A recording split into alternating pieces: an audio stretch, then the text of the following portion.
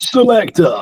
Hey everyone, welcome to another episode of Growers Not Showers. Fuck me, that's a good name. That's some funny fucking shit. It's me, it's Camille. We're both quite tired. And we're both here to I'm not tired. I'm about to drop a gram of caffeine and stay up all night. I'm good to go. yeah, we're here to talk to you about why your whole meal plan should be fully comprising of Easter eggs at the minute. And yeah, mate. Fucking how's your week been? Nothing short of rough, busy. We had for those of you who don't know, the listeners, we had the client meetup this weekend, which was so cool. One of the first things I said to Jack when I joined as a coach, I was like, look, let's do this. Let's do a meetup. Like, it would be so sick. Yeah. Jack was already on board with the idea, so we just put it set in stone, and we rented out the gym, Intent Gym in Stafford, it was cozy to say the least. It was a pretty small gym. It was one room, but for all of us, it was exactly what we needed. Yeah. And albeit we were a little bit more obnoxious and loud than intended, the gym was still open to normal people who were in there. And we could tell they were getting a little bit pissed with us towards the end. I mean, half of us are walking around with tops off, just posing in every single fucking mirror. But yeah, so fucking surreal. So good to see all the clients. You know, it was such a, I wouldn't say weird, but you know, we had people from different backgrounds and everyone merged together so well. The one thing that I spoke about on my story was the fact that bodybuilding is such a lonely sport, and the fact that we're able to all come together to share similar goals and to just let off some steam in a sense. Don't worry about, you know, fucking whatever's on your mind, like stepping on stage, you know, getting bigger, you know, X, Y, and Z muscle isn't big enough. Fuck that. We're all working towards a goal and we all share that. And there's a certain element of, like, as a bodybuilder, me and Jack spoke about this, like you're definitely like on the spectrum. We're definitely neurodivergent. For you to eat meals out of Tupperware every day, for you to go through such extreme phases of gaining and then such extreme phases of cutting, for you to get lathered up, shaved every single last hair of your body, get on stage half naked with your bollocks hanging out, fucking doing some really weird made up poses with funny faces. You know, it is a really strange sport, and it takes a really weird type of person to love it. But being surrounded in a community, aka Archer Academy, of like-minded individuals, you know, not everyone that came wants to be a bodybuilder, but we all fucking share a passion for training. And that became very evident within 10 minutes of us being there. We literally took the gym over. Everywhere I looked, I see someone just going 100% balls to the walls to their set. And like, it was beautiful, to say the least. Yeah, man, the meetup was insane. Honestly, that was yeah, that was a bit surreal. That honestly, creds to you, mate, because that was all your fucking idea. Like, because I put like, fun fact, I did actually put a kind of meetup suggestion in the chat a long time ago, and I was kind of like, oh, when's everyone free? Like, what place is it? What yada yada? And then like we just couldn't get to a single location. Like, we just couldn't get everyone to kind of agree. So I was like, okay. And then after like Camille had joined, you were talking to the boys and you were like, oh, we got to get fucking something sorted. And because you wanted to do it and a few people did it, I was like, all right, fuck it, we'll just go for it. And yeah, like, I'm glad that we did. I just kind of was like, right, I'm just going to be like, here's what I'm about, here's when Camille's about, here's a gym that we can get to that will let us do it. You're in or you're out. And I think because I didn't ask people so much, like, it sounds weird, but like, yeah, honestly, it was fucking good. And like, so many people made it. We had 10 people, which is mad given how fucking far away from everything that we were. It was more than that. We had 10 people just at when we went for food after, but there was more people that came to the actual event. Okay, yeah, true. We had 10 for food after. We had more that came to the event, and then we had at least 15 that actually came to the event, because like Matty and the boys, they drove back after. And yeah. Well. Oh shit, yeah. Oh my god, yeah. Fucking yeah, that was a lot of people. When me and Will were driving up, we stopped at the services. I still had like 7 messages of people being like, oh, you know, like suddenly pulling out because they couldn't make it or whatever. And I was shitting myself. Fuck, half the them aren't going to be there. But we still had like a really good time. It's crazy. But yeah, that was class. Honestly, like everyone's so different but so like-minded. It's always great meeting people that like you've spoken to online, but in person, like particularly like clients, because you just like initially like, you kind of don't know them, but you do. You're like kind of initially you're talking to them, and maybe things are a bit stilted, but then you just kind of get on the same wavelength, and it's like you've known each other for ages, and it's because you kind of have, and like it's just honestly every time it's fucking meant like doesn't matter who anyone was talking to, everyone's so close, and like I think as well because everyone follows each other on Instagram, everyone's like talking, everyone kind of like already had some interactions, and everyone knew how to talk to each other or whatever, and yeah, it was so fucking good, so fucking good. So we are going to do another one, 100%, and I'm gonna sort it this week. If we're gonna go karting, I'm gonna sort it this week. Like we're gonna take it from go karting. It's gonna happen. We're gonna do it this week. Trust me, brother. Yeah, I think it was so surreal, like seeing everyone together. And like you said, it's like I always value meeting my clients in person so much, simply because, and I know you're going to shit on me for this, but I am more of a, well, compared to Jack at least, more of a laid back coach. I'm a bit of a lad, and I like to have a bit of a laugh. And like, in a sense, I like to get on with my clients in that way. Like a lot of my feedback with my clients now, I'll take such a laid back approach. I'll be like, yeah, you had one more. I'll literally be screaming at them like I do with my mates. And like, it was so good. Like even some of my clients who originally wanted to turn up as well, they couldn't come last minute. And I was also a bit worried, but I had some clients who are with me currently, and then I had a client who is my mate also who came with me, and even he said, he was like, I didn't know what to expect, but like that was just so fun. I ended up popping a Cialis before we started the session.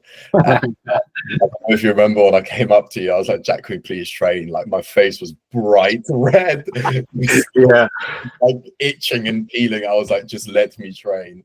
And I ended up getting the most fucked pump of my life. I'm just really excited to see the photos come out. But I know there was one where I was doing like a most muscular in the mirror, and I had veins. I had like veins coming out my ears, my face. I just didn't look. I looked like an anatomy child, but didn't look like a normal human being. And yeah, and like seeing a lot of the boys are going through a cut at the moment as well. So like, fucking peeled. Neo peeled. Will Bosworth peeled. Will Garrell not so peeled. It's the thing. But Matty peeled. Unfortunately, he had to pull out of his show due to the changes in the timings. Yeah, PCA, screw you guys. What the fuck? All these guys beating Dan as well, who was the most peeled out of everyone. He's fucking 4 weeks out. He was training legs. He got he trained legs, and he got a quad pump, and he still had leg striations. I was like, this is absolutely fucking ridiculous. I get a leg pump, and my legs looks like loaf of bread. There is no fucking definition there. I'm still freshening Dan up, so he looks better this morning. Then I'll pull up his shots on the podcast. Freshen up. It's like that guy in the toilet on a night out. Yeah, but mate, look at this. You're gonna absolutely shit yourself. All right, everyone watch the pod. Look at him. Fucking hell. Dry, brother.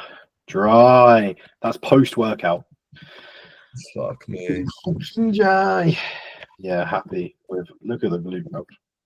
The glute, fucked. The glute is fucked. Yeah, separation in the hamstrings from the beginning. Because I remember last time we spoke about this, you were like, you're just waiting for his hammies to peel. Yeah. From the posterior, and they look fucking peeled now from those rear shots. That's fucking ridiculous. Yeah, literally. It is. Yeah, it is going to be a case of like, for him, it's just freshen up. Like he's just dug. And so, yeah, we just need to like kind of pull him out, freshen him up a little bit. His physique will improve. It's not just about digging all the fucking time. We dug until he felt shit and then pulled back out. And then he's continued to feel a bit shit. So I kind of slowly undo that. But yeah, honestly, fucking Dan's a trooper. Now like 3 weeks out. So I think Dan is, at least from my interactions with him and how he approaches it, he's a really good example of someone who just fucking cracks on with it. Like, he won't complain about food. Well, I say that.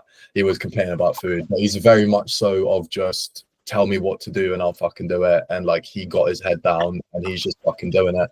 Do you know what I mean? So I really respect that in that sense. One thing that I struggled with in my prep was just like you get to a point where shit just hits the fan, and all sense of reason that was there before, all cognitive function was just completely gone. And like prep is such a psychological battle. Like for me, it wasn't about, you know, being hungry or feeling hungry or, you know, the training being a bit shit. Like, yeah, it got to me, but it was the psychological aspect of me thinking I feel like I look like shit at all times, apart from 1 hour where I had a pump, if I managed to even get one. And that's, you know, you only develop that sort of mental resilience from going through a prep. It's not just something that you're given, it's something that's learned, and it's something that, you know, that I think at least separates bodybuilders from just regular gym goers, is that mental resilience, is that ability to go through a prep, everything just fucking goes wrong completely, and you just come out on the other side with a fucking tan and a smile on your face. It just speaks so much character of a person, you know. And I have clients who don't even want to be bodybuilders, but they want to go for a prep for the experience of that, whether it's going to be a photo shoot or simply just to see what it's like to get that lean, or to see what their physique actually holds, you know. And like, you know, doing a prep isn't necessarily just bodybuilding, but in order to be a bodybuilder, you have to get really good at prepping and comfortable in being uncomfortable. Yep. The joy of prepping. It does make you better. But yeah, fucking hell, we talk about photo shoots every single episode, I swear. I'm not the same shit every episode anyway. But it's on my brain. I've just realized I'm starting my diet in 10 days. Yeah, 10 days. So that's fucking exciting. I'm looking forward to that. I'm resisting the urge to flick all the levers at once and just be like, yeah, carbless rest day from day one, hour of cardio a day from day one. But we'll hold off. But yeah, I'm looking forward to this diet.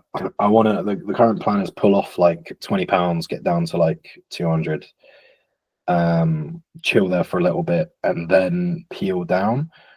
I want to see what 200 looks like, because I think that really might be quite lean. And I think it might only be like, I don't know, because I had my pre-prep at 170 and I'm a lot bigger now. So I might only be at 170, but we'll see. But yeah. What would you say weight would be now, if you had to estimate? Fuck knows, man. Fuck knows. I was thinking about this the other day. Like, I probably would have pulled off another 10, 15 pounds from myself in pre-prep when I was 170. My upper was in, but my legs were coming in, but they weren't in. So it probably would have been like 160. So then, yeah, maybe it is like in the 160s. Nah, surely not. Yeah, man. Stage weight. Stage weight is just like, it's gonna be like what I got to about 160-ish at my lowest, and that was still a good couple kilos off stage weight, like a good 8 weeks still. So I think that would be about 150. Boy, the thing about legs in is like, it's hard. It's so hard to get legs in, like glutes and hams in. Like, you can, like, I can get most of my upper in at like 200 pounds, but if I want to start to see my legs, it's going to be like sub 180, 170. Like, you have to lose so much, because you think you've got like an entire half of your body. There's going to be, you know, at least like 10% of your total mass that's fat in just your lower body. Like, there's going to be a substantial amount. But that's the difference. Like, often the difference between like stage weight, or like, it's like if you see men's physique athletes go to open and they're like drastically bigger and their stage weight barely shifts, and it's like, yeah, because if you want the difference between like whole upper body in versus whole body in can be huge, like so fucking huge. It's also why you see like bodybuilders looking sick year round, and it's like, well, you don't see the glutes, you don't see the striated glutes, you don't see the hamstrings coming in, because as soon as like, you can still gain, like they can go from stage weight, gain 15-20 pounds, lose the hamstrings and glutes, everywhere else is like sweet, and they've still gained 10-15 pounds, so they've like got to pull that off if they want to get right back down. But yeah, I mean, I think my stage rate will be still a lot lower than a lot of people think, I think. And that's the thing, is like, for true condition, it kind of has to be pretty fucked. Yeah, I agree. And like there was a post, who did a post recently? I can't remember who it was, but they're talking about, they were complaining about the level of conditioning some people are bringing to PCA shows currently. Yeah. They're letting people on stage who are just simply not conditioned enough, and I feel like they're too scared away to turn people down if they're being, which I understand, they're athletes, they're paying to step on stage ultimately, and they get people to come and watch them, so it's more so for them. But I feel like there needs to be a certain level of regulation, in the sense that it's a sport, and if you're not bringing what needs to be brought to the table, in a sense, then just simply don't do it. Yep. Like, a lot, as bodybuilders, what you bring to the stage is a reflection of you, your work ethic, your determination, what you bring to the table. And I'm sure that you can agree with me on this, but if I diet down for a show and it gets to 3 weeks out and I'm like, this is simply not good enough, I'm not going to force myself to step on stage, because that memory is going to be with me forever. Those photos are going to be there forever. That presentation of me is going to be there forever. So unless I know 100% that I'm bringing my best package, I'm simply not going to go on stage. I think it's almost disrespectful to the sport to bring a package that you're not 100% happy with. If you want to get bigger, fine, but you can do that on the off season. But if you want to get conditioned, don't step on stage unless you're as conditioned as you want to get. It's better to pull a prep. There's something I've always said, is like, it's better to pull a prep than it is to have a prep that you're unhappy with. And I think, like, there's, when you're a beginner, there's always going to be, to some extent, an issue with condition. Like, it's just like, a lot of condition is just carrying the muscle tissue in the first place. Like I said to you in person, I was like, if you want striate glutes, you're gonna have pretty fucking big glutes in off season, like to the point where you're walking around and people are like, you got bunda, you bet, yeah, but get them stripped. Or like, if you want to get like erectors in, you're gonna have like a fucking turtle shell on your lower back.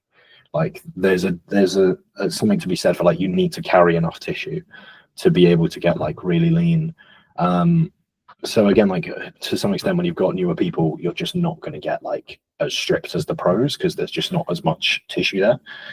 But yeah, you need to be, it's all, if you know that you're not going to land how you should on a prep, just delay it, push it back, whatever, like, pull it, like, if like, I would always rather, because ultimately, like, what's going to happen is you're going to get on stage, and the thing is, you're presenting yourself to the judges, and imagine getting up knowing that you're fucked, like, that you're fat, that you're off, whatever.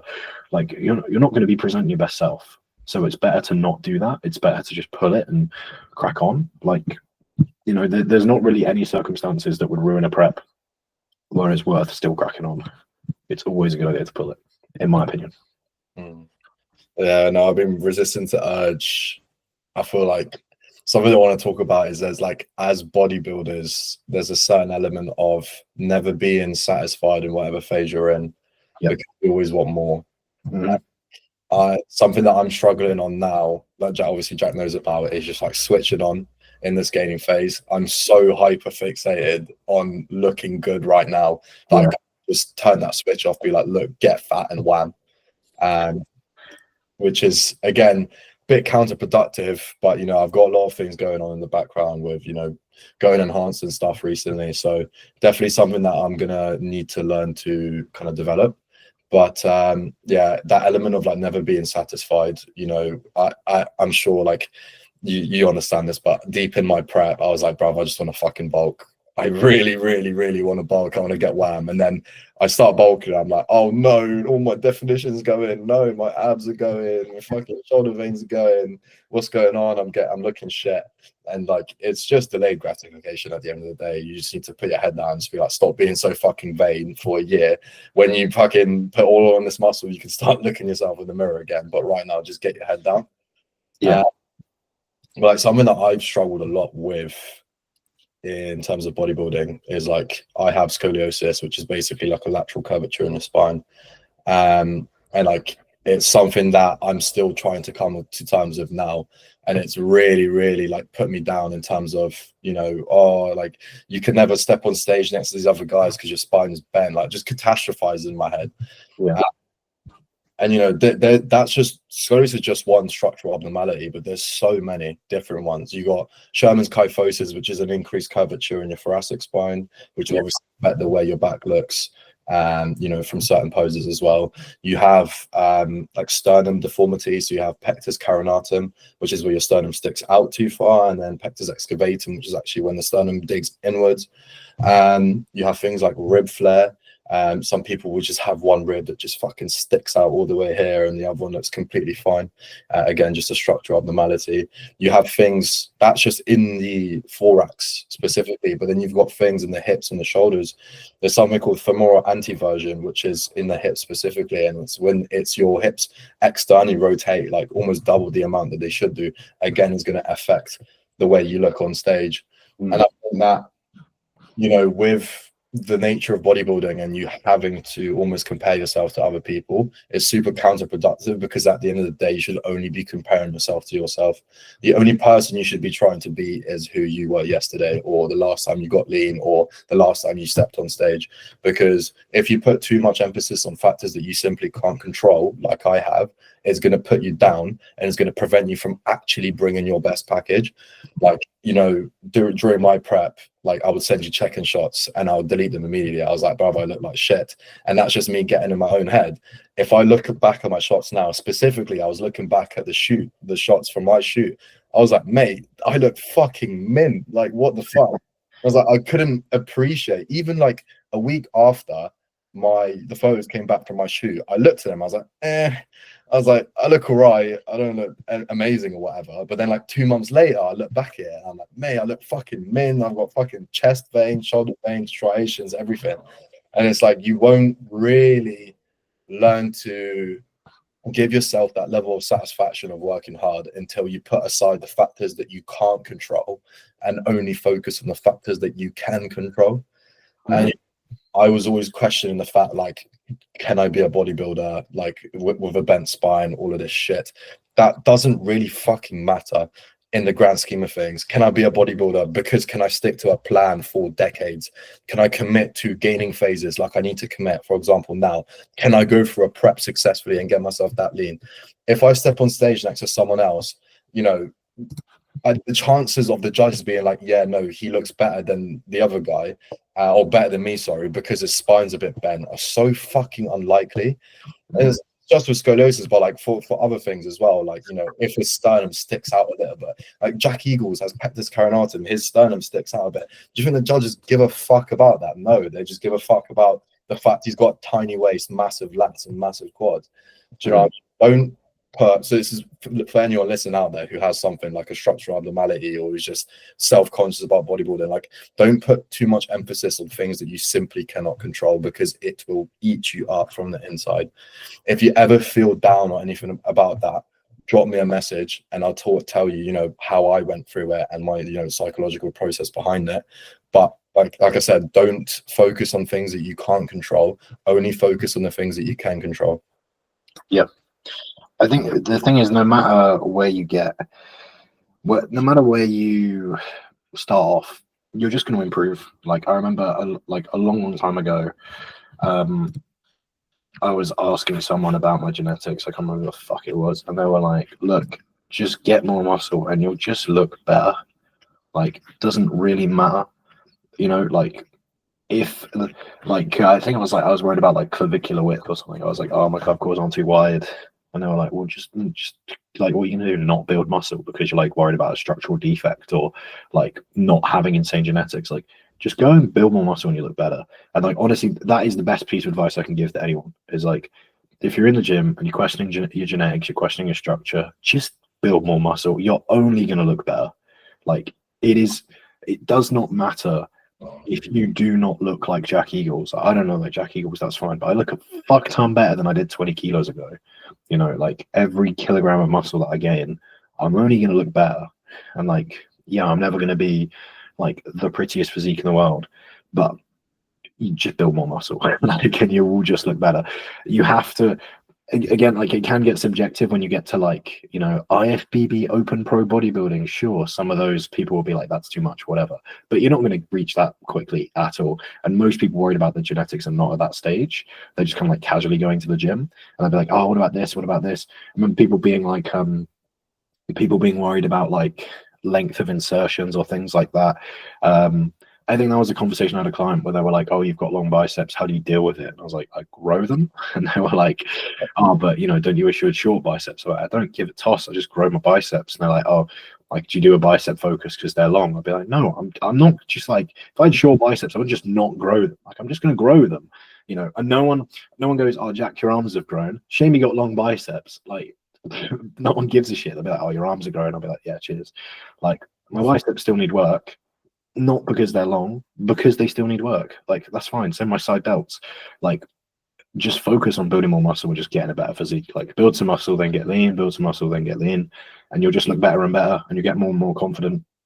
And it doesn't matter what your structure is, because people will just see a more and more muscular physique. And 9 times out of 10, or 99 times out of 100, if you are gaining more muscle, you're only going to look better to yourself, to others, and feel more confident. Like, you know, again, no one gives a shit. It's only really when you get to like the IFBB pros of bodybuilding where people go like, oh, he's a bit blocky or like whatever. And it's like, well, even then, like, they still look fucking mint. Do you know what I mean? People look at Nick Walker and they'll be like, oh, it's so grotesque. But he looks fucking mint. He looks better than 99% people. Like, and he's only, and then you look at his old pictures, and it's like, well, he looks better than those. So again, it's like, oh, or not a very pleasing physique, not like Andrew Jackson. It's like, well, Nick looks better now than he did previously. So let's fucking take that and like keep on moving, you know? But yeah, if you're worried about your genetics, just build more fucking muscle. Yeah, I think I might write that down on the wall. That is, it's such a simple way of thinking, because as well, me personally, I always think 10 steps ahead instead of the next step. Yeah, it's always me comparing myself to IFBB pros instead of me comparing myself. I haven't even competed yet. Like, always worry about the next step, whether it's, you know, let's have a successful gaining phase, let's have a successful training week where you don't miss a single meal and you progress every single lift. Like, keep it fucking simple, take it step by step. Don't worry about the end outcome, because that's not why most people start bodybuilding. Most people start bodybuilding because we love training. So really fucking love training. And it's like, I recently changed my program in order to just implement exercises that I just simply enjoyed more. There wasn't really much justification to you. I just said, look, I just sent Jack the new split. I was like, look, can I run this? Like, this just feels appealing to me. And I ran it for a week last week, and I fucking loved training. I love training. Like, now going onto the topic of training, is like, people put so much emphasis on the best split, or, you know, the best fucking frequency to train at, or the best, like, whether you should train 3 RIR or 1 IR or whatever it is. Fundamentally, just do something you fucking enjoy, because you're going to be doing it for years anyway. Regardless of whether it's a good plan or not, you still need to run it for months, years, fucking decades. Like, you know, keep it simple and keep it enjoyable. Like, I cannot stress this enough. Like, please, like, majority of people started bodybuilding because of the training. Don't let training die, because then your love for bodybuilding will die. Yeah, 100%, man. I think it's easy to like get caught up and think, again, like, getting technical absolutely has a purpose. You just have to know when to use it. Like, I remember this, I'm sure he won't mind me saying, I trained with oh my god, I gotta remember his shit. Cam Long, that's it. Sorry, I've got 2 Cams that are mates, so we got them confused. Sorry, Cams. I trained with Cam Long at TBJP, and we were like working our way through a session, and he had a more lengthened biased back movement. I forget the ins and outs of it. A more lengthened biased back movement at the start, and a more contraction focused at the end. And he was like, oh, I'm struggling to progress this second one. And I was like, hey, just FYI, the resistance profiles on these are back to front. I would definitely program the contraction first and the mid lengthened second, because it's going to work a little bit nicer with your strength as you move through the session. And he was like, okay, cheers. And I was like, right, the only reason I've said that is because you actively said to me that this is problematic. If not, I wouldn't have said anything. I wouldn't have been like, oh, your profiles are backwards. Like, because who gives a shit? If it works, it fucking works. It's fine. It's not going to cost you any growth if you can progress it. But again, he is making things harder on himself by doing them back to front. It's one of those things where like you go into the level of detail when there is need. If you've got needs to start to break things up, then sweet. It's like when people ask me like, oh, Jack, you do upper back work or scap work before you're pressing. Should I do that? And I'll be like, well, if you need to. I'll be like, how do I figure out if I need to? But right, well, do a meso, do a block of not doing that, and then do a block of doing that, and see if you notice any difference. Does your strength progress any differently? Does it not? If it makes no difference, you can't. If you have to start looking for a difference, you're probably fine. You can leave it out if you want to. If you're not sure, if you've got 2 days where you start with a push, maybe just start with a push on one day, start with a pull on the other. There's nothing wrong with that. If you're self-coaching in particular, just keep things very simple, particularly if the idea of complexity puts you. Me and Camille can look at a client, look at their posture, give them a movement analysis and go, hey, you'd probably benefit from not pressing first. You'd probably benefit from a Kelso shrug first, a scap push-up, scap pull-up. Let's put those in before you press. But if you're self-coaching and you're trying to apply those principles, it's so fucking confusing and overwhelming. You're better off just being like, right, I heard Jack and Camille say maybe some scap work prior helps. I'll give that a try for a bit and see how that goes. Do I notice a difference? Oh, I did. Cool, I'll leave that. Oh, it made me weaker because I was more tired. All right, sick. Maybe I'll do reps in reserve on that. Maybe I just won't do it. Again, have a play around. But I think the issue that people get into is they apply things that they just don't comprehend. And that's where they run into issues. And that's where people kind of bounce around. It's like, right, can you imagine if, and I'll get messages like this all the time of like someone being like, hey, I'm trying to figure out what scapular dyskinesis is and if I have it. And I'll be like, right, okay, where do we start? Do you know what I mean? It's like, why is this a concern? How have you raised this? Like, what's going on? And like, you know, that's the thing is like, let's just start off with, do you experience pain? You don't. Okay, cool. Right. Can you train? Yep, you can. Okay, let's do that for a period of time. If you start to develop issues or there's something very obviously weird about your back, then come back to me. But when people start to kind of hyperanalyze and kind of get into the weeds of things, it's like, you need a reason to. I'm only going to start talking about torque at the knee terminal if you tell me you have knee pain. If you don't, I'm not going to stress you out with it. You know, I'm not going to talk about hamstring versus sciatic nerve restriction or hamstring mobility versus sciatic nerve restriction. I'm only going to go into that if there's need. I'm not going to take a normal person and be like, touch your toes, right? Do you feel a tingly feeling or do you feel a tight hamstring? If you elevate your heels, does that make a difference to your hamstring mobility and your ability to touch your toes? I'm not going to fucking go into it. There's just no need. The same way that like, I'm not going to get people to practice bracing unless bracing is an issue. So moral of the story is, if you're a coach, you should seek to learn more. But if you're self-coaching or you're working with people, only apply knowledge that you understand. You should look to know more, absolutely. But don't employ and use things that you just don't comprehend, because you're just making life harder on yourself. If you don't know why something's a benefit, just don't do it. Just ignore it. Just leave it. It's fine. Come back to it. There's no shame in doing that. I would still encourage people to learn more, because there comes a point where you will need to draw on that knowledge. But take your time. Let it come to you. Let the plateau give you a reason. Again, I've probably got some plans where people probably could have come up with that themselves. But if there's an issue, then we will make those changes. But sometimes there's not a reason to get technical. Do you know what I mean? Am I spitting? Am I spitting? You are spitting. You are spitting. The one thing that I've been getting a lot recently, especially even some clients from the academy, it's like, what's the best warm-up split for like shoulder? What kind of warm-ups would you recommend doing for you know, my scaps or whatever? And it's like, yeah, but what do you actually fucking need? Like, that you can't expect me to give you an answer if there isn't a fucking question. Yep. And it's not as simple as, okay, do this 10-minute mobility drill to warm up your shoulders. It's meant to be tailored towards you. You can't give an answer without a problem originally. And that's what I always say. It's like, you know, I have to educate people in the academy, or like people messaging me on Instagram as well. It's like, you need to learn to analyze, and I'll give them the tools in order to analyze themselves. And then they don't need an answer from me, because they already know what they need to do as a mobility drill, because they've done the assessment. It's like, okay, yeah, do I need to warm up my scaps? Yeah, but like, what's actually wrong with your scaps? Going back to the scapular dyskinesis. Scapular dyskinesis is just a word for abnormal scap control. Your scapula has about 6 different movements that it can do. Which fucking movement is abnormal? Like, like, same thing with like a big pet peeve of mine is like sciatica, right? Yeah. It's not a diagnosis. Yeah, I've got sciatica. Yeah, but why do you have sciatica? You know what I mean? It's not a fucking symptom, it's a diagnosis. Like dig in a little bit deeper and get to the root cause of the problem. Like, it's the same thing with like doing like the best split or the best mobility drill or the best hypertrophy exercise for growing your chest.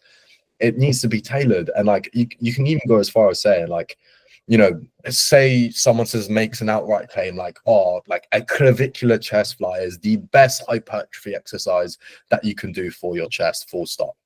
Cool. Yep. Are we taking into like structural differences into account? Are we taking how much someone enjoys training and doing that specific lift into account?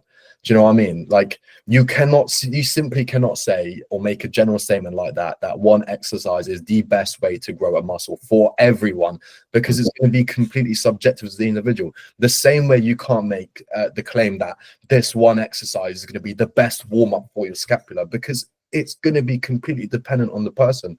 And I'm very much a preacher of, okay, try it. If it doesn't work, we'll just try something else. And that's where having the knowledge as a coach comes into hand, because ultimately, we say this every single fucking episode, but your job is to problem solve, and you only need to problem solve if there's a fucking problem. You try option A doesn't work, cool. So you have option B, C, and D. If you don't have the knowledge, then you're not going to have the other options in your repertoire in order to give the client the solution.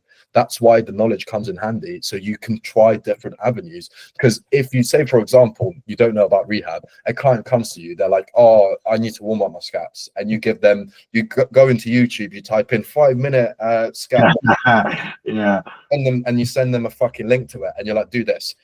2 weeks later, oh no, my scap's not really, I haven't seen much of a difference. Like, do you have any other ideas? And you're like, oh fuck, what am I going to try now? ChatGPT? Like, you need to have the knowledge behind it in order to try different avenues. And like I said, like, I keep going back to the scap, but you know, there's 6 different movements of the scap. The scap obviously attaches onto the thoracic spine, that attaches onto the neck and the shoulders. There are so many different avenues that we can tackle. So, you know, you could have scapular dyskinesis, but the problem might not actually be in the scap itself. It could be a restriction from the shoulder. It could be from the neck, the thoracic spine, the lumbar, the fucking SIJ. You need to look a bit more globally, because if option 1 doesn't work, then what are you going to do? You're just going to sit there twiddling your fingers. It's one of the most important things that I teach in the academy is regional interdependence. Don't just look at the area thinking the problem is going to lie there, because the body is connected. Everything's fucking connected. The neck is connected to the shoulders, connected to the scapula, connected to the T-spine, to the L-spine, to the SIJ, to the rascal fucking hips. I've had clients, or sorry, patients in clinic who have had a thoracic spine problem, and I'm treating the ankle. Do you know what I mean? And they're getting better, and you'd be like, well, how does that fucking work? And it's simple. It's because the area of dysfunction isn't necessarily the area of the issue itself. You need to look a bit more globally. I think that the issue is, and this comes down to everything, it comes down to food, training, and PEDs. I see it with PEDs as well. You program based on need, not based on blueprint. It's so let's see if I can think of an example for each. So with warming up's a great example. People be like, okay, I need an upper body warm up, and you immediately have to go, okay, there are no upper body warm ups. Just all right, just generally, like, there are none that are going to be applicable. So let's make one and let's program it based on what this person needs. Because just saying, it's like if someone messaged me saying, okay, let's take it from this example, it'd probably be better. If an academy member says, hey Jack, got a new client, upper body, I need an upper body warm up, I would be like, right, great. Tell me everything about them. Like they said, I now have 6 different questions. That's the first thing I would say. The same way that like I had a client, Jordan, shout out Jordan, love you mate. He was like, he does a lot of macro tracking. He was like, oh, what's a good pre-workout meal? And I was like, right, okay. So a good pre-workout meal doesn't really exist in a vacuum. And I was like, I know this is a really annoying way to tackle your question, but it's the best way I can answer it. I said, what are the circumstances? So like, what do you like to eat? What digests well for you? How close to workout are we having? What are our other meals looking like? What's the rest of our day looking like? And he was like, right, okay, so I have it quite close to training. I was like, bang, okay, good, because a lot of people say pre-workout meal got to have fats in it. Well, let's look at it. Let's look at how I don't personally run fats in my pre-workout meal, because where I'm at currently, timing wise, I don't want to wait around a long time. I'd rather just bang the meal in and go train. I've got an intra to tide me over. It works perfectly fine. So I'm not going to slow the digestive rate of my food, because I kind of need it already partially digested by the time I get there. So again, I was like, okay, Jordan, sweet. We're going to keep it light. We're going to keep it easy. No crazy protein, no crazy fats, but also not going to go super sugary, because you've got a bit of an extended session. I did ask, how long does it take you? Are we running an intro? What are we doing post? Again, these are the questions you need to ask. The same way that an upper body warm up as it stands just doesn't exist. What's a good upper body warm up? That's an impossible question to answer. I need to ask you more questions. The same way that people do a similar thing with insulin, where they'll be like, okay, we're going to give you insulin. And they'll be like, okay, so how many carbs are we adding? It's like, no, no, no, no. You program the insulin based on the carbs. You program the insulin based on the diet. You don't tweak the diet to suit the slim. That makes no sense. Why am I going to start giving your pancreas more stress and then removing the stress from your pancreas? What the fuck is the point? Why am I going to start managing your sensitivity and then challenging your sensitivity at the same time? It makes no sense. These are things that you need to focus on and think about. Like I had a client, he asked me, was an academy member asked me, hey, you got this client struggling with pullovers. And I was like, sweet, send them over. I had a little look through. I was like, what have you done with them? What cues have you used? Show me some old footage, some new footage.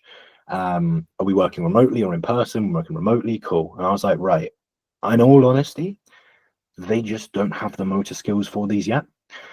Pull them out, swap them for something else. I was like, why does it have to be a pullover? And he was like, wow, kind of wanted to have like a bit of variety in that. And I was like, well, there's a lot of other movements that we're not using. And so like there's other ways we can challenge these joint angles. If they get a lot of bicep out of a pull down, then cool, we can tweak that and set that up. But again, sometimes you have to progress movements the same way that like I've had clients send me like other clients hinging. They're like, okay, sometimes you can progress them to the hinge. Sometimes you can't. Sometimes you have to be like, right, let's do a hip extension. Let's learn hip extension. Let's learn pelvic tilt. Let's learn bracing. Let's learn scapular control, because again, that plays into it. There's a few different things that sometimes you have to teach to get someone up to that. And that's perfectly okay. That's perfectly fine.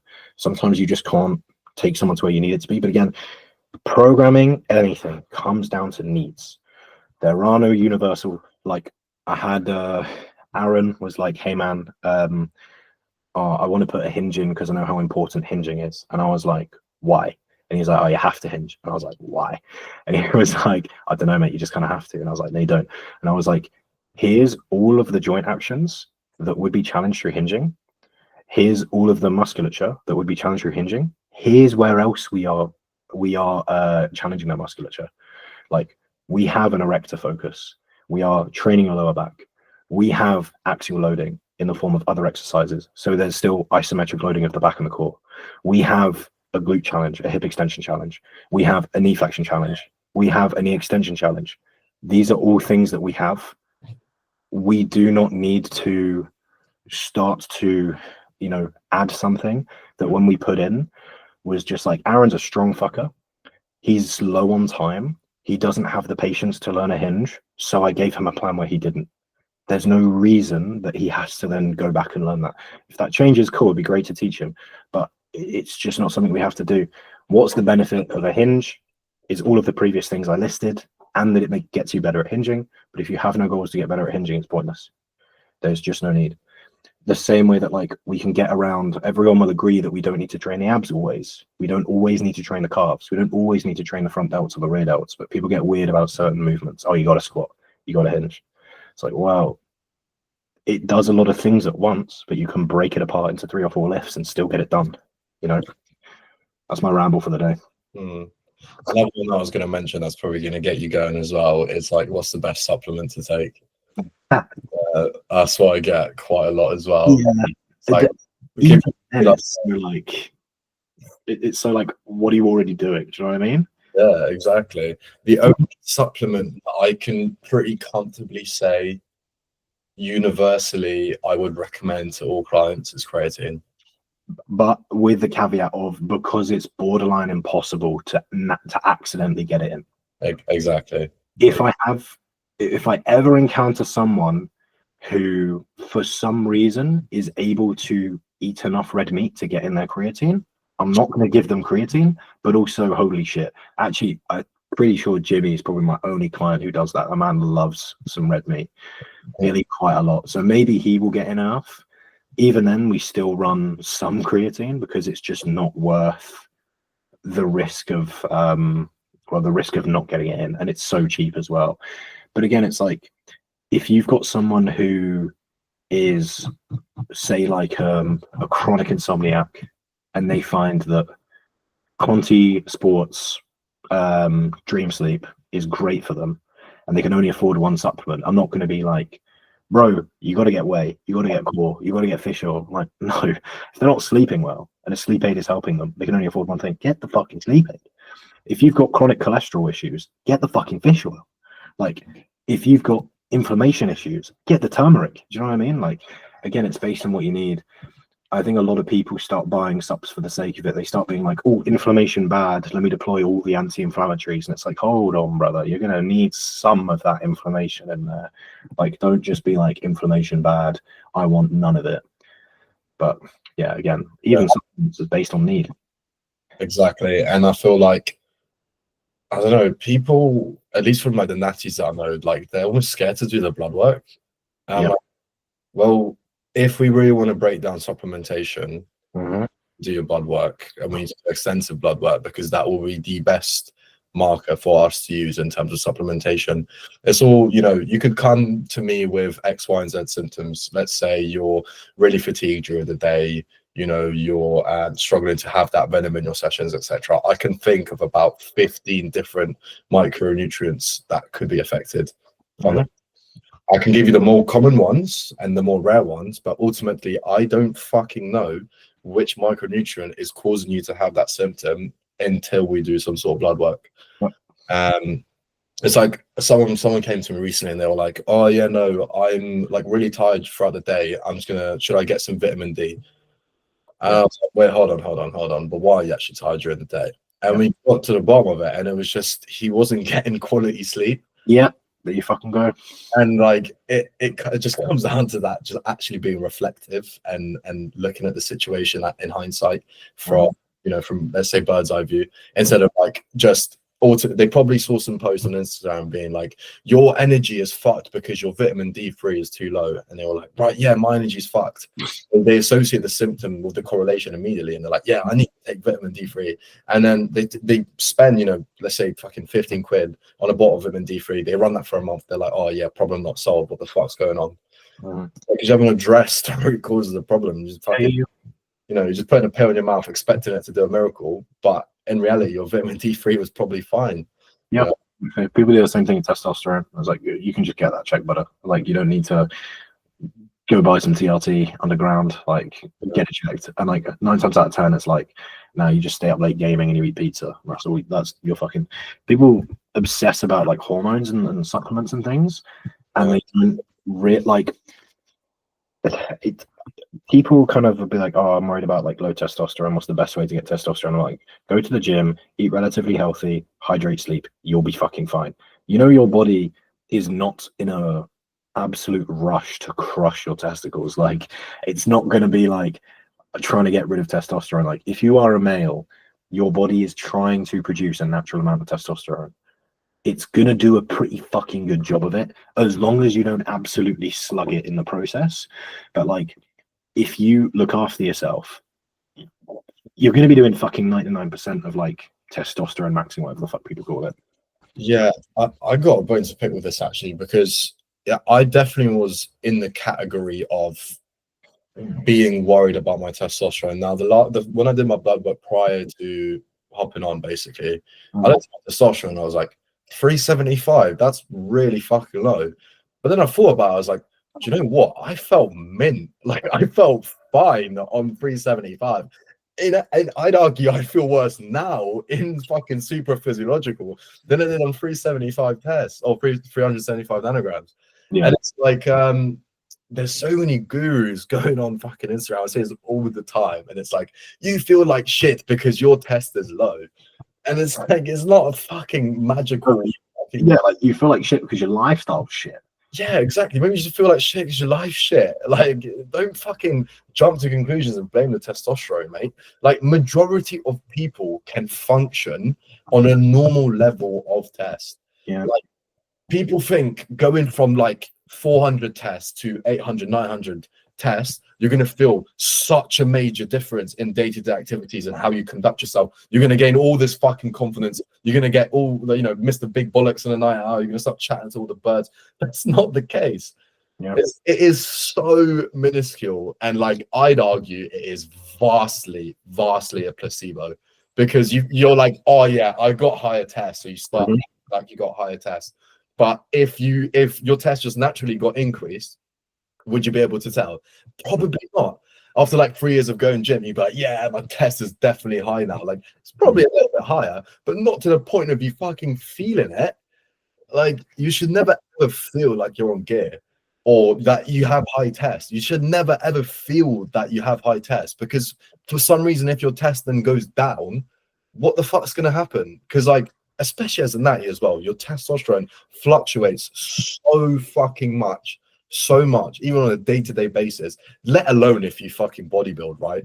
Compare your test in a gaining phase compared to a prep when your testosterone literally goes to zero.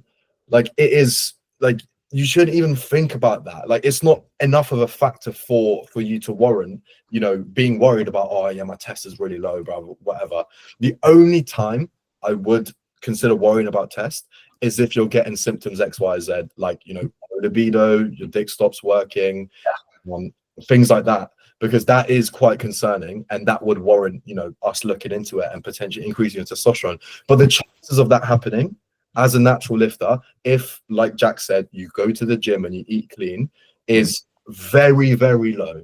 Very, very low. I have spoken to people who have had low tests before and have had issues with getting their wood up and etc. And I've just broke it down to, well, yeah, you don't go gym, you eat like shit, you probably beat your meat every night. Of course you have low tests, and at that point I'd even argue you probably beating your meat to some fucking crazy shit. So when you actually get to, a normal sexual encounter with a girl in bed, you just simply don't get stimulated enough. Yeah. At that point, if you increase their test, what do you think would happen? Do you think they would miraculously turn into Giga Chad and start fucking all these girls? They just become an even more of what they were before. If you have someone with low test and then you bump up their test and they have unhealthy habits where they keep them in low test, i.e. not going to the gym, not eating like shit and beating their meat, they're just going to do more of that. They're not going to feel any better. They're just going to do more of that. They're going to beat their meat more. They're going to eat more shit food, and they're just not going to train. So obviously, like, the test isn't, it's not going to help anything. Mate, exactly. I just clocked the time. I got a call in 1 minute, so we'll wrap up there. But yeah, so basically, program based on needs. If you aren't sure what to do, then just drop over. Yeah, if you've got any questions, just drop us a message, mate, to be honest. Sorry to do a quick wrap up, but I'll blast through it now. If you want coaching from Camille, it's Camille_Archer Academy. Coached by myself, Jack_Archer Academy. If you want education alongside coaching, we're for that as well. If you want access to our education website, then shout us. If you want some clothing, head to BuiltNotBorn.Store and use code Camille10. And yeah, mate, sorry to rush things, but any final words that you want to put out there? Nah, all good, mate. All good. All right. Cheers for listening, everyone. See ya.